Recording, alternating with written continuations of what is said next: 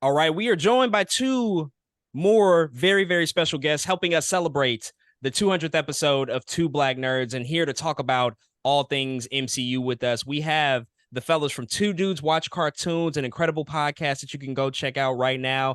Evan and Alex are both here. How you guys doing today? Fantastic. Doing well. Thanks Congrats for on 200 episodes. Thank Two you. black nerds, two dudes, 200 episodes. We're Yeah, twos. if you're into that sort of thing, two's the number today. You see the vision for sure. We're Yeah. gonna be playing up on that a lot Yeah. for sure. But Yeah.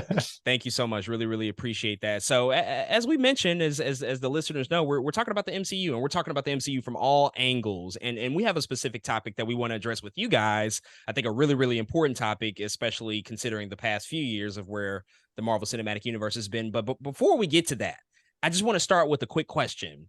If you had to sum up your feelings towards the MCU right now in like a quick sentence, it can be like 7-8 words, just a statement. What would you say? What would describe your overall attitude and feelings, and I guess just general responses to the MCU? Evan, let's start with you. As brief as I can put it, I would say I think I'm good on it. I've had my time. Not bad. Mine's similar. I would have to say, like, I'm not mad. I'm just disappointed. I Like, can look back on it fondly. Mhm. You know, that's how I'll put it. Wow. Yeah. We're putting it behind us. I can look back. that's The good old days, they're gone, you know. Okay. Uh-huh.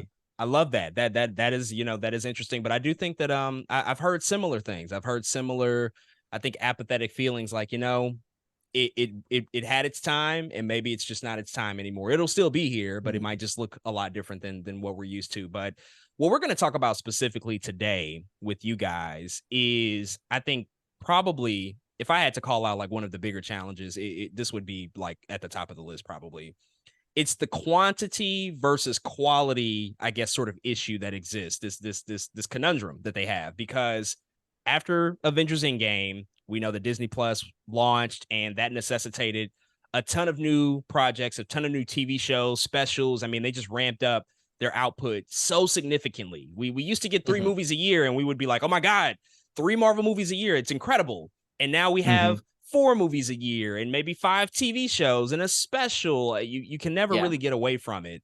What are your thoughts just about the fact that now it really does feel like, I think, just the overall ethos over there does feel like more of a quantity play as opposed to the quality that I think we're used to, where they focused on just a few specific projects from year to year? For me, I think a big part of it was between the number of shows and movies they had. So phase 4 is all of 2021 and all of 2022. But like, if you look back on phase 1, it was 2008 to 2012.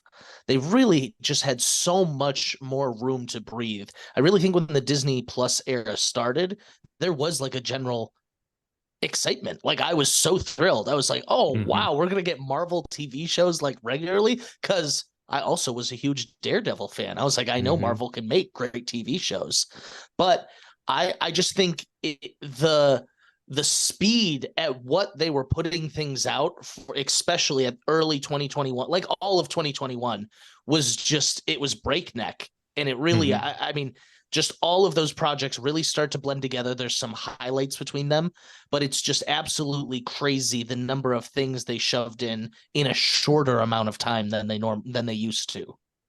Yeah, I was reading up on it a little bit, and phase 4, I think, consists of 21 properties between film and TV. And if you think about getting up to Endgame, that's 2008 to 2017. That was like 20-ish movies over the course of 8 years. And we get that condensed into 3 years. So there is the quantity thing. But the other obstacle that I think Marvel and perhaps DC faces, a lot of these fandom-based franchises, is I think we've reached the furthest corners of these respective universes where the casual viewer cares. I remember at one point, I think after the Hawkeye series, or in the middle of it, they announced like an Echo show, and she was like a henchman in that. I was like, who is asking for this? What's going on? So I think they've pushed the bounds. They've like found the boundary of like where the casual viewer is willing to take that leap of faith into them, and a lot of people have left them sort of stranded there. That's like Agatha. It's like there was one hit song in WandaVision, and they were like, "Oh, you get a series now!" Like it was almost like a joke at one point. Yeah, they've made room for a lot of that, I think, and it's a really interesting proposition to say, like, well, yeah, how many people are you expecting to really, I think, have a connection with this? Like, who is the audience for some of these things? Because it does feel, I think, a bit questionable at times. But Des, I want to ask you something specifically, sort of alluding to that point about just like tapping into the furthest corners of these respective universes in comics. It's deep. It's really, really deep. I mean, we can go way deeper, even than what they're doing right now. But is that even necessary? I mean, just based on like TV, movies they're a different medium, and I find that it's hard to miss something when it's just always there. It's hard to have some enthusiasm for a new release when you're constantly getting these new things on a very, very consistent basis. What would you say to that? Like, is it one of those things where it is like more of a speed issue, as Alex was saying, as opposed to the quantity of it? Or is it just, we need to dial back entirely and just reconsider like how many projects we're greenlighting? I like the idea of a speed issue, because I don't think post Infinity Saga everyone was like, all right, let's just get a movie every single year. Again, I think we were excited about Disney Plus shows because it would allow us to, I think, enrich the MCU weekly. Right? I think that was a different idea. That's a different idea than like, let's just turn it up 8 notches and continue to turn, you know what I mean? And I think another problem about this, kind of to Evan's point, is the casual viewer can no longer sit here and go, I think I know exactly what's happening here, and enjoy that. We have 100%. we've run out of theme park characters. Does that make sense? Like, we go to Universal Studios, we've done it all. We've done the whole we've done everything you can do at Universal Studios. Now we are now past theme park heroes. And what we're trying to in the MCU is trying to figure that out. They say, okay, how do we market those heroes past that? And so I think their idea is like, we have so many characters, we just have to put out as much as we can. We have to say, we got to put out shows to explain that we have new characters. We need to put out movies to say we have new characters. But I think that's not the way to go, because though we're talking about the casual viewer, we have to remember we started with Iron Man. Do you know how many people knew who Iron Man was when Iron Man came out? Not a lot of people. Literally.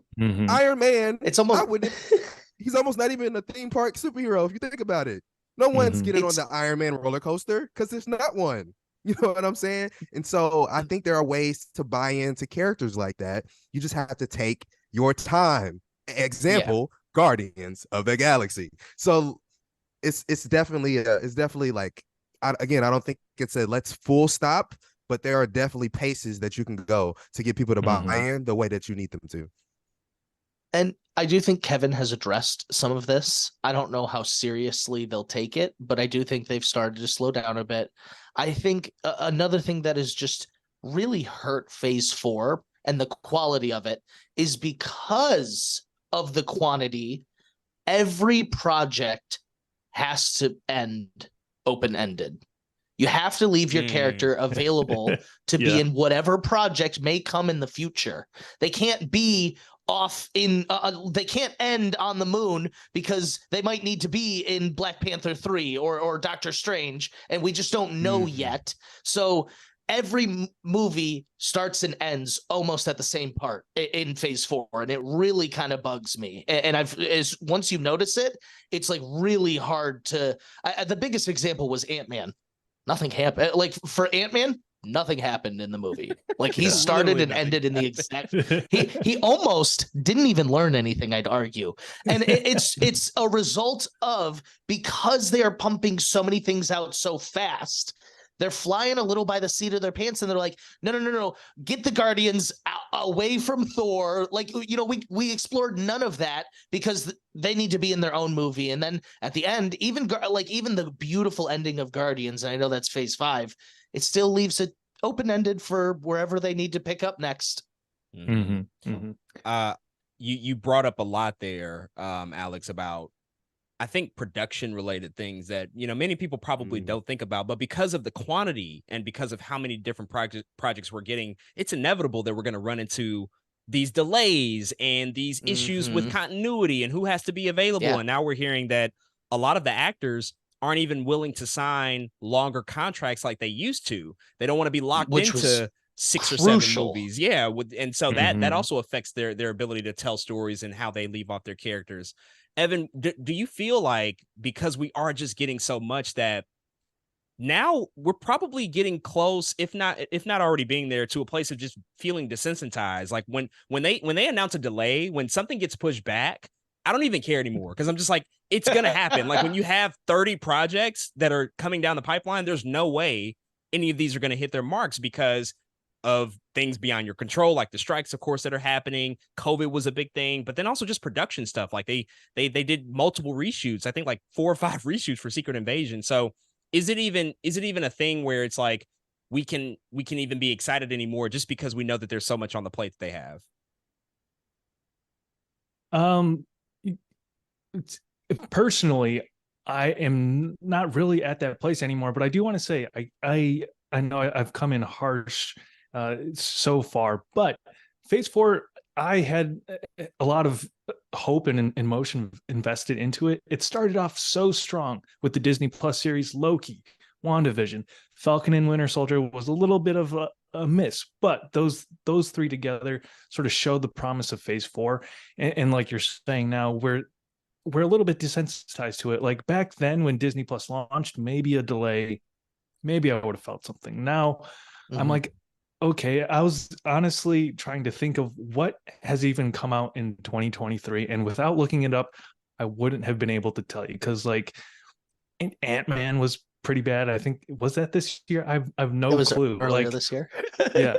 They just come out. I think, they aren't very good. They have no overall, like it doesn't affect it used to the be overarching an event. story. Yeah. It's just like another day going at the to a theme Marvel park. movie. Me and Evan were fresh, like young college kids, and we busted out of Captain America and we were like screaming America for 2 weeks straight. Like we were thrilled by that movie. And I don't leave, like I left Thor Love and Thunder like for the first time in 23 plus years of superhero movies. Like I was like, maybe I've outgrown superhero movies when I left Thor Love and Thunder. Like I was questioning, like I was like, oh my God, maybe this isn't for me anymore. Yeah, and when he says Captain America, he means the first Avenger. Like the first I mean, the one. weakest of the 3. It's I still think and it's we were a jazzed. fun movie. Yeah. Oh, we had such a great time. Yeah, but that we were feeling, on a boat. Remember, we were jumping off. Yeah, sorry, go on. no, you're fine. That feeling, I think that's important. Like the way that they could capture you in that way, even though it wasn't the greatest movie, I think it's underrated. I think it holds up incredibly well. But that feeling of excitement and knowing that like there was so much ahead of us, and when you find out like, oh, the Avengers like really might be a thing here, and we're slowly getting there, and they took their time. I think all of that stuff, it plays a big factor into our just general reaction and feelings to these things. Cause I do feel a little apathetic when I go into a movie now, a Marvel movie specifically. I'm just not as excited as I used to be. Like that feeling and that emotion isn't quite the same way unless it's like the biggest thing that they ever do, like Spider-Man No Way Home, when you know you're going to see something special. But that happens so rarely. It's few and far. I'd argue between. that's the only event of Phase 4 is Spider-Man. Yeah. Which, and you know what? This is another just state of the union where Marvel's at. Like Eternals, in my opinion, was one of Marvel's strongest post-Endgame projects, but the fans hated it.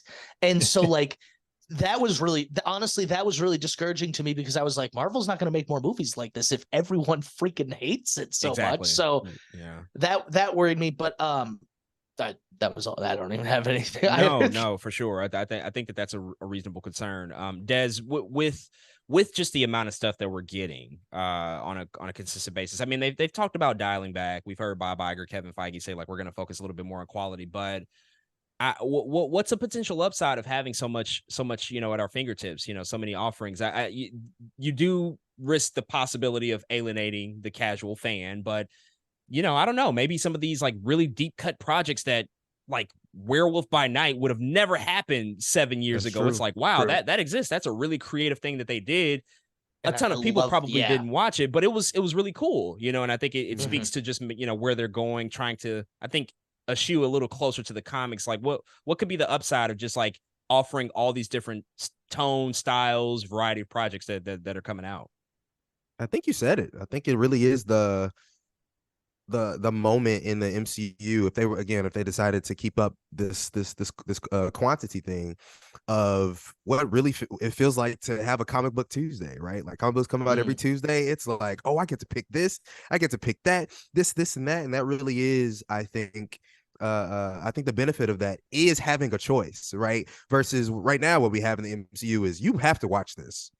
That's what they try to make you feel like, right? We don't necessarily feel like that anymore. That we have kind of since lost that, but they used to be the original feeling, right? Like you got to go see the Marvel movie, or else you're gonna miss out on everything. There is something about this new, again, oversaturation that you could say, I think I just kind of want to cater my own experience. And I think if you have all of these things going on at the same time with different feels, with different, projects happening, these smaller characters, if you're not a completionist, these smaller characters, it could be cool for somebody to be like, I'm only going to pay attention to, I don't know, the dark sides of the MCU. I'm only going to watch Daredevil, Blade, and however dark something else, or you know what I'm saying, Deadpool is. I'm going to watch the rated R stuff. And somebody could do that and say, I'm satisfied. And I think that's a benefit of this oversaturation thing going on. Again, and of course, it has its downfalls, as we can see right now. But I think that's something that could come out of that if they had done it the correct way. Sure. Yeah. Comic Book Tuesday is a great, because that's what I was hoping for when it started. I didn't put it in those terms, but that was what I was hoping for. Yeah, and let me give Marvel its due, because I'm forgetting Werewolf by Night. I'm forgetting She-Hulk. As underrated or as much flack as it got, that was one of my favorite things that came about in Phase 4, and we wouldn't have got that without the quantity. Without Marvel having to branch out and find more things to explore. And I want to bring this back to something Des said. It's the theme park. I think when they're going forward, and picking stories to choose, I think they seriously need to consider the theme park character aspect of it, because Shang-Chi, $1 billion movie. Can you get a Halloween costume of him? It's just a guy in a red shirt. Like, they need more visually. They used up all of their theme park characters sort of in Phase 1. They need to find some of the more interesting costumes and designs and characters to explore for the future of the MCU. Yeah. Yeah, there's definitely that's a great point. There's a bigger play, there's a whole experience that they have to, sort of cater to, which, sort of leads me to my next, I guess, thought or question that I want to ask you all. It from a quantity perspective, is it an issue of the medium as well? Like, because they have invested so much into Disney Plus as their next device to sort of bring to life a lot of these stories. Like, would they benefit more from implementing something closer to what Star Wars does, where you're getting games, you're getting a couple of shows a year, you're getting these one-off, sort of Star Wars Visions projects that are just like really cool and creative side things. If you want to watch it, you can. If not, no big deal. Like, I just wonder, maybe they're not flexing enough different styles and enough different methods in terms of telling their stories, because right now the 6-episode format to the show, it already feels old. It feels tired. Like, we have 9 or 10 of those, so how many more of those 6-episode shows do we need? So what do you guys think about possibly just switching up the method and how they communicate some of these stories? I really like possibly the video game route. I've always thought Marvel's been lacking in the video game department, and I'm surprised they haven't, and I'm sure it's coming, but I feel like, you got to strike while it's hot. So that is always something I've been missing. While you were saying that, what actually came to mind is, because I hate the 6-episode format. It's so formulaic, even across like all Disney Plus shows. There's a map on how it goes. I think they should just stick to like the shorts. Like the Guardians of the Galaxy short was great. Werewolf by Night is great. Like, give us a couple shorts. Don't make us invest a month and a half of this when, like I said, it starts and ends at very similar points, because they can't take it too far off track. And I guess that was like what I liked about Loki, though, is it had like real world consequences. I'm veering off track a little. Just a thought that came to mind. I'm so sorry.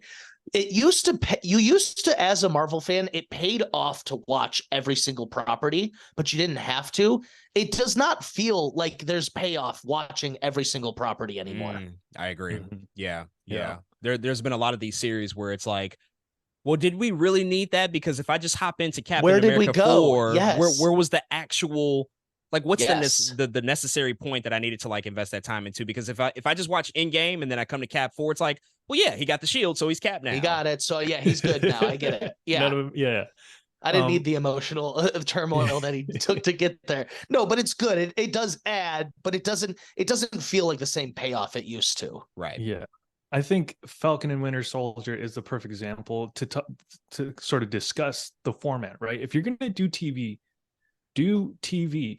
Falcon and Winter Soldier was a 90-minute movie that they painstakingly dragged out to 6 episodes or whatever.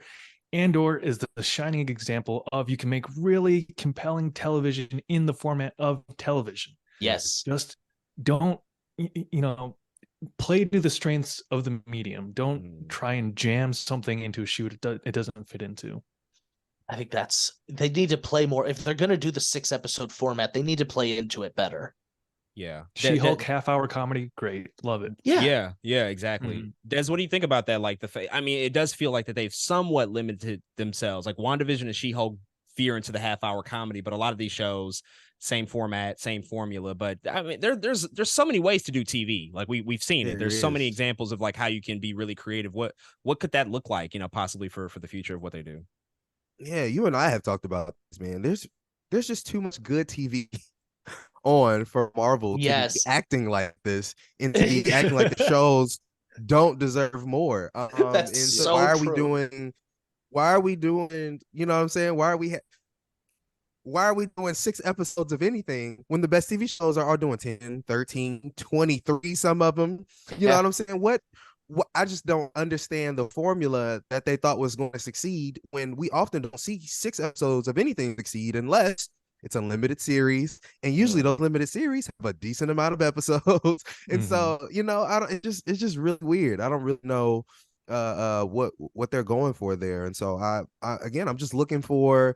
I think that creativity piece is very important, right? I think them saying, "Hey guys, Daredevil is going to be longer this time." That's a step in the right direction to me. Agreed. Because not only is that normal TV, the more episodes, but it's also Daredevil. It's Daredevil. We've already gotten Daredevil to be 13 episodes, even more. So why aren't we already following that format? In fact, why didn't they think of that the first time? Why didn't they say Daredevil works, Luke Cage kind of worked, we don't talk about Iron Fist, Jessica Jones worked. Why didn't we just say, let's follow that? And that clearly made sense. I don't know why they thought this was going to be like the thing. Again, this is all probably production things. This is all probably budget things. This is all probably we don't have too much time things. But we knew they had something already kind of in the pocket, in the back of their heads, that they knew would probably work. So I think one of my last point is, if the first 2 didn't work, why are we still doing it? It's right there. Where are we going?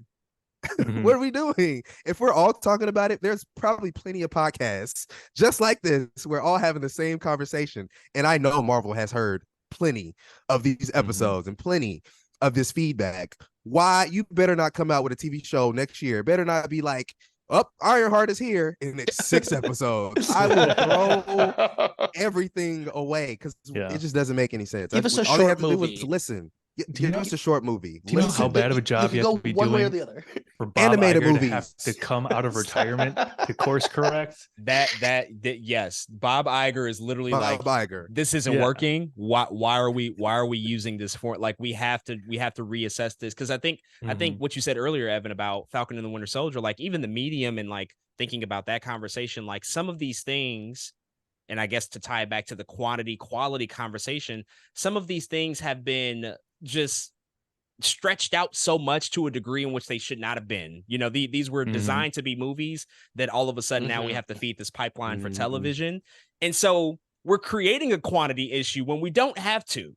It's almost like an unforced error. You know what I mean? Like if you just gave us literally a fire 2-hour movie, I think a lot more people would be like, okay. People would That was Love great. it. Even if it was straight to Disney Plus, they'd be Fine. all about it. Yeah, I'm not mad at that at all. I'm not mad at it. Yep. We've seen it work with other examples, and so it is an unforced error where you make us feel like we have to dedicate. Okay, now it's like 6 more weeks, and I know it's probably not going to be good, and it's going to follow the same formula and in the same ambiguous way. It becomes really tiring. You don't need to jump back in till you need episode 1, episode 4. And probably 5, but 6 is the other one that you'll need. Yeah.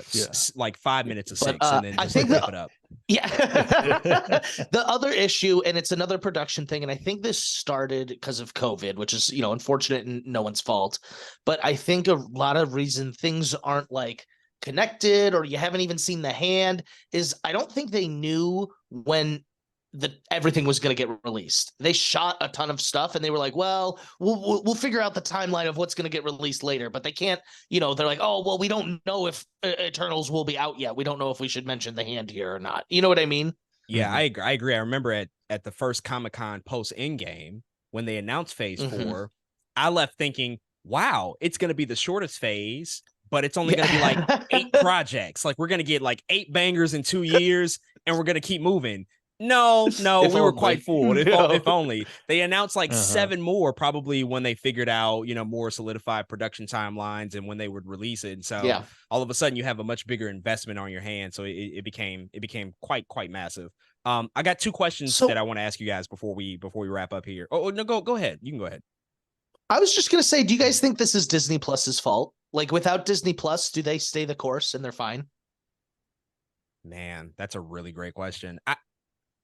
I think it's the way that Disney Plus has been deployed and utilized. I think Disney Plus in and of itself can be excellent for certain things and for certain avenues of stories that they want to tell, but it's the way that they have consistently gone back to say every quarter we need a Marvel show, just like we need a Star Wars show, because stakeholders are going to be asking, like, where's that Marvel show? And so when you adhere to that type of timeline, we're in trouble, because it should never work that way. Like, I know it's a business. We all understand that. But when you're starting to adhere to that sort of timeline, I think that's when you start to really risk people being, burnt out and becoming really tired with it. It never used to feel like a business. I am curious on what would have happened if Disney Plus never became a thing, right? How do you, then the question is like, well, how does Moon Knight come in? Is there a Moon Knight movie now? Is there a Moon Knight? Maybe he's just in something else. They try to like work him in Eternals. Yeah, they probably don't make a Moon Knight movie. They probably just start sliding people into other projects, and that's how they used to do a lot of the characters. Fun. Yeah, that's how we get a lot of the characters. More what we'd like. Yeah, but then Midnight Suns, boom. I think this is that's what we want. This is a much bigger conversation about the streaming model in general, because all of these studios wanted to chase the Netflix model, and that's sort of directly led to the writers and actors strike now. Is the AMPTP is sort of, this hodgepodge of old traditional studios and streamer models. Old studios haven't been able to really monetize the streaming model, and that's why Disney Plus and Bob Iger are now saying, we got to slow down, we got to figure this out. That's why Discovery tore apart HBO's brand to turn it into a hodgepodge of fucking home improvement shows. Like, all that has happened from the bastardization of film and TV and this pop culture category, which people do love, which I love. I consider myself a fan. Content. Exactly. Is that now Marvel, their VFX workers are overworked and filing to unionize? How's that for payoff, Bob Iger? Like you really worked yourself into a corner. You were pushing 21 properties in this phase. You have to slow down now. You've also stalled work for the foreseeable future, and now you're jamming up the pipeline. So they've backed themselves into such a corner. An unforced error. That is the best term. I'm so sorry to cut you off. That is perfect. That's the best way to put it. Yeah, absolutely. It did not have to be this way at all. No, it did not. No, I love it. Yeah. 2 quick questions to wrap us up here that I want to ask you guys. What would you do to fix the MCU? If you had the keys to the kingdom, if you were in charge, if they looked to you, if Bob Iger and Kevin Feige said, all right, we hear you. We know you're upset. We know you're frustrated, but what would you do to right the ship?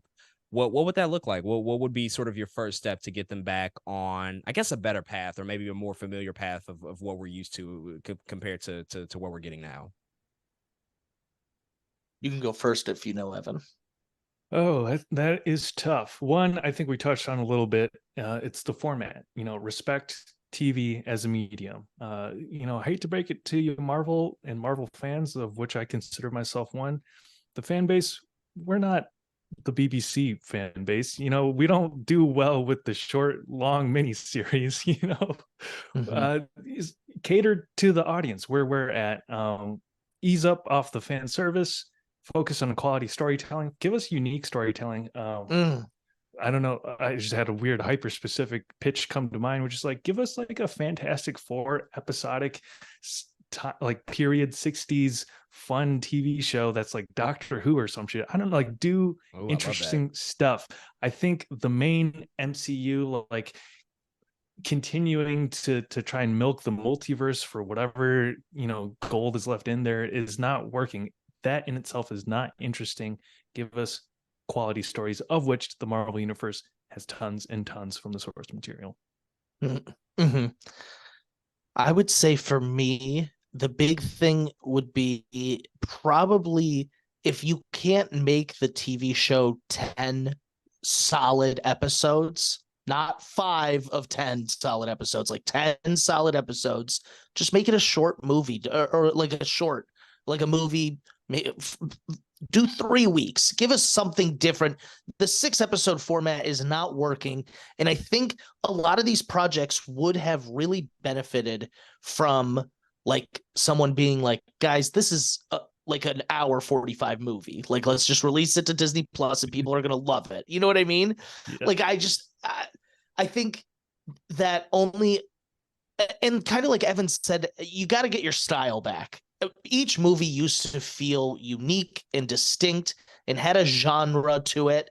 Now they're all just kind of MCU movies, and they all just kind of feel that way. Even like Thor in space felt super similar to like Ant-Man in the quantum realm. Like those two areas to me like almost have no distinction, even though they should be like completely different. You know what I mean? So I think if you take a look critically at what needs to be a TV show and what could just be like a short, and really focus on like stylization. Give us more Eternals. Give us more Guardians of the Galaxy. Multiverse of Madness was not my favorite movie, but like the horror elements of it, give us more of that. Like I need more of that to maintain my interest in the MCU right now. No, certainly. I love those suggestions for sure. And last question, for you both, I guess on the more positive end of the spectrum, what are you looking forward to? What projects most excites you? It could be something that's already announced. It could be something that's sort of rumored, because there are a lot of like unconfirmed things that are out there. But what would you say is like something that you're actually really, really excited about that they have coming down the pipeline? I know mine. Yeah, so I'm one to always bitch, like, I'm done with MCU. I can't believe this, but I have several projects I'm really excited for. So that tells you where I'm at. I'm really excited for season 2 of Loki. I think that is my favorite of their Disney Plus TV shows. I am very excited to see what they do with Blade. I know that's delayed, but that I think is maybe for the best. I love Blade, so I'm super excited for that. I am curious to see what they do with the Fantastic Four. So I'm like cautiously optimistic with that, because I love the Fantastic Four, and I think a new fresh look into the MCU will be great. I'm also excited that there was one more announced movie, and now I can't remember it. Oh no, that's okay. I'm also excited for, this is like probably phase 6, 7. I don't know. When are they bringing full X-Men in? I need the X-Men. So whenever that comes, I'll be excited to see what they do. Thirsty for X-Men at this point. Like we really, me too. Really need it. I'm actually salivating. Yeah. I'm actually salivating. Yeah. So like I said, I do have a lot of things I'm excited for, despite all my complaints. For sure. Yeah. Evan, what about you? On the note of X-Men, I am excited to see the new Deadpool, which will have Hugh Jackman return. Yeah. I'll take it with a grain of salt, because I bitch and complain about like having to lean on fan service, but I love Hugh Jackman in that role. Hopefully we'll see like a multiversal version of Wolverine. That means like a new casting, and eventually leads into the MCU version of the X-Men, because I love, it's hit or miss as some of the Fox like first class series of movies were. I love it as a body of work. Same. I forgot Blade. This is where I'm at. I like don't know what's coming out. I forgot Blade was happening. I forgot Daredevil too. That's the other one Daredevil. I forgot. I think Eternals 2. I think Eternals 2 was announced. If I'm not mistaken. I think accidentally announced, but yeah, it's happening. Yeah. I love that movie. It's so different. It like it's pushing the envelope of like what this very pigeonholed superhero genre what people think of it at times. And I think it elevates like the expectations of the viewership. So I am really looking forward to that. I really enjoyed the first one. Well, what about you guys? What are you looking forward to? Give us real quick before we go. You're throwing it back on. Oh yeah, I'd love that. Yeah, I want to know. Shit. I mean, I don't want to. Low key is there. Like it's obviously right there. But if I had to go a little bit further down the line, I think I'm also in the I think I'm in the Deadpool 3 camp as well, because by the time we do get it, whenever it does come out, it would have been a long time since 2, and I really like 2. It ended kind of wonky, but I really like 2 a lot, and of course Hugh Jackman and just what they could do with the whole Fox X-Men era. Like I think I am a bit over the cameos and just the sort of utilization of how those are sort of implemented in stories. Like the multiverse stuff is another conversation, of course. Justice for Charles. Yes. Oh, please, because we need a better send off for him than that. But I think that there's a good chance and a good opportunity there. Like when we're talking about like OG modern day superheroes, like that X-Men era is it. So if we can properly send them off, that can be really really special. So Deadpool 3 has me hyped for sure. I'm gonna give like I guess a non in your face answer, because people know how I feel about X-Men and Blade and all of those things. And Fantastic Four. I'll throw a Silver Surfer in there too. I'm really excited to see whatever the heck they do with Silver Surfer. Okay. But I'm excited for the Supernatural in general. Because there's so much there. We talked about Midnight Suns, but also what comes with Midnight Suns, people like magic, and of course Ghost Rider, and there's just so much there, I think. And I think again they touched on that at the end of Eternals, right, with the Blade stuff, and all that is up in the air. But I think when they finally get around to it, a lot of that supernatural stuff will tie into a lot of the X-Men stuff, and we'll get a lot of that stuff at the same time. And I'm excited for that. That relationship, I think, will be really dope if they do it the correct way. So I'm excited for the Supernatural. Oh, yeah, me too. See, we complain, but there's some good on the horizon, and if they can correct, it'll be good. It'll be good. Hit or miss, I'll be watching. So right, exactly. Like we're gonna be here. We'll be here talking about it. I'm glad we had you guys on. I think we might have fixed the MCU. I think we got there. I think we got some good concrete responses and answers. But again, Two Dudes Watch Cartoons, Evan, Alex, thank you both so much for hopping on and helping us celebrate our 200th episode of Two Black Nerds. Before we officially wrap up, I want to just hand over the floor to you guys. Let the people know what you got going on. Tell them about the podcast, where they can find you, all that great stuff. Oh gosh. Yeah. I mean, you can follow us at Two Dudes Watch Cartoons on both Instagram and TikTok. We post a lot of clips there, a lot of things, but yeah, if you like any animated property, anime, cartoons, Pixar, whatever have you, come on by. We're talking about it. Yeah. For sure. Ditto. Oh my God. No, I can agree. I love the Pokemon commentary that's been going on lately. Like that's been really, really good stuff. But yes, once again, thank you guys again for hopping on. We'll definitely, try to do this again sometime really soon to talk about something coming down the pipeline. But we'll catch up with you guys really soon, and we'll be in touch. Congrats again. Thank you. Congrats on 200, guys. Woo! Appreciate it.